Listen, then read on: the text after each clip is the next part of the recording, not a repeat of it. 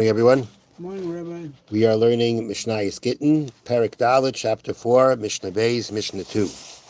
Now, in the previous Mishnah, yesterday's Mishnah, we learned how there was halacha that, excuse me, that if a person sent a get to his wife with a shliach through an agent, and you meet the agent or you send someone to the agent to say the get's void, don't give it anymore, can't give it. Or if he goes to the wife, he himself, before the shliach gets to the wife, he goes to his wife and he says the get's void. Or he sends a shliach to her to say the get's void. So in yesterday's Mishnah, we learned that the get becomes void in the sense that this shliach, this agent, cannot give it anymore.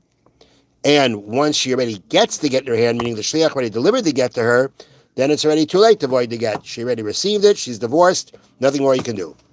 Now, Mishnah Beis continues on this subject. Barishona, originally, he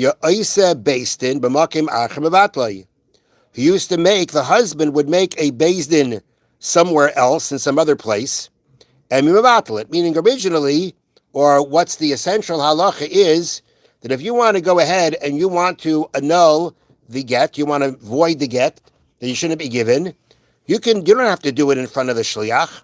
You don't have to do it in front of the wife. Essentially, you can convene a beis din of 3 men, tell them the get is void, and the assumption is that if you tell this to 3 people, it's going to get around. Meaning, there's always going to be a problem that if you just go ahead and you're mavatal the get and you void the get, and she doesn't know and the shliach doesn't know, you got a problem, because they're going to deliver the get, and she's going to think she's divorced when she's really not, because he had no right to give the get. So to go ahead and just void a get and no way for anybody to know about it is clearly not the right way to go. So the halacha is, or the original halacha was, that you convene a beis din, any 3 people, declare in front of them the get is void, and then you can assume that it's gonna get around, it's gonna pass out, it's gonna get around. That was originally how things were. But understandably, there is still the danger that it may not get around. Through those 3 people alone, it may not happen. And therefore, Hiskam Rabbi Gamliel Hazakein, Rabbi Gamliel the elder, meaning there were many leaders of the Jewish people named Rabbi Gamliel. There are a couple of them. And the first one was referred to as Rabbi Gamliel the elder. And he instituted Shalayahu Aisin Kain. They should not do so. The husband should not just go ahead and wherever they are, convene a beis din and void the get, but rather they tikkun olam, for the benefit of society, benefit of the world, benefit of society. Meaning, Rabbi Gamliel HaZaken was concerned that even after you go ahead and convene this beis din of 3 people, it may still not get around enough. The shliach the agent may deliver the get to her. She's going to take the get. She's going to get married, and then there's going to be problems, because later on you're going to find out that he nullified the get. He avoided the get. He was not allowed to give her. He couldn't give her the get. She's really not divorced. She's remarried, and whether intentionally or not, she's remarried. She's committing adultery, and if she had any children from the second husband, they're mamzerim. And therefore, he instituted, you can't do it this way. You cannot nullify a get in this manner of just convening a beis din of 3 people and telling them it's void. But rather, you have to either make sure that you or somebody else goes directly to the shliach or directly to the wife, so that they know not to rely on this get. That if in case it gets delivered to them, in case it comes, so that they know, and therefore they know the get's no good, and no one's going to either deliver it or use it to remarry. Now, here's another law instituted by Rabbi Gamliel regarding the law of regarding a get, regarding a bill of divorce. Barishon originally, Hayameshana Shmai Ushma, literally translated that means the husband would change his name and his wife's name in the get. Now, that doesn't mean he changed his name. What it means is like this. The situation is, if a man or his wife had 2 names, one that he or she was called in the place where the get was being written, and one that he or she was called in another place. Meaning they're here, right? So you've got a situation where the get's being written, the guy's name is Avram, right? And in another place is known as Avrami, or Yosef and Yassi, which seems to be the example given by Taisvis, at least the way they're bringing it down here. I guess I'm not saying that's for sure the example, but so that, just imagine that kind of situation, right? In one place is Yosef, another place is Yassi. Okay, so it used to be, or she has a name also, right? In one place she's Sarah, another place she's Sari. Okay, so what he would do is Mishna Gittin, which means the husband would change his name and his wife's name, means he would use the names by which they were known in the place where the get was being written and omit any other names. That was it, right?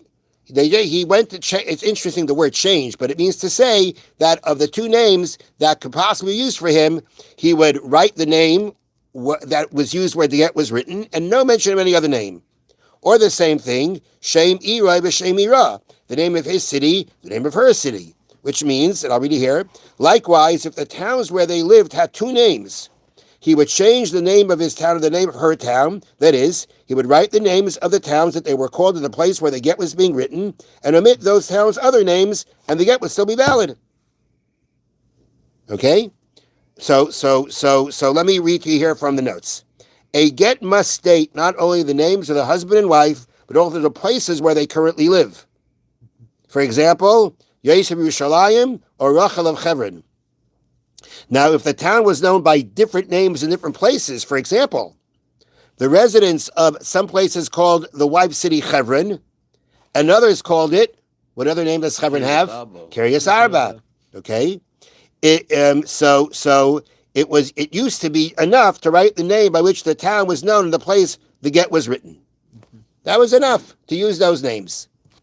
The Hiskin Rebbe Gamliel, Shazakein, Rebbe Gamliel the elder instituted, because again, somebody's going to see the get.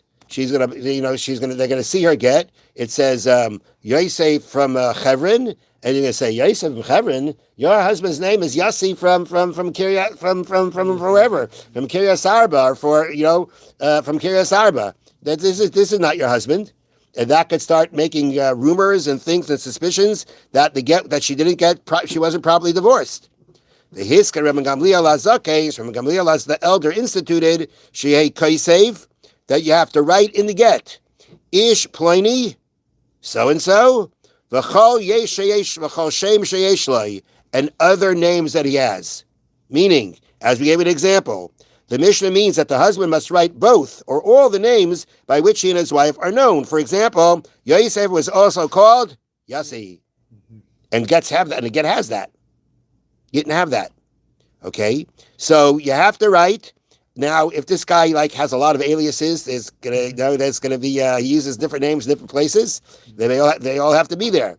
But the point is that Rebbe Gamliel instituted that has to be written so and so with all the names that he has. Isha Ploinis v'chal shem sheyesh la. This and this woman with all her names. But neitikun ha'olam, again, all for the benefit of society, so that people would not slander the get after the woman had remarried and had children, and thereby spread rumors that her children were mamzerim. So again, all these things initially were halacha. Rebbe Gamliel was concerned for the problems that might come out of it, and therefore he made these institutions. Now the Bartanura brings down, that v'heicha sheshina shmai or shma beget ava b'shakasav akakach v'chal shem sheyeshli, meaning Yosef from Hebron and all other names I have. Meaning, let it be known they have other names, but he doesn't list the names. Mm-hmm. So the Bartanura says, I get batal, gets void, no good, not kosher. Have a wonderful day. Happy Hanukkah, Freilich Hanukkah. So say that last part again. If the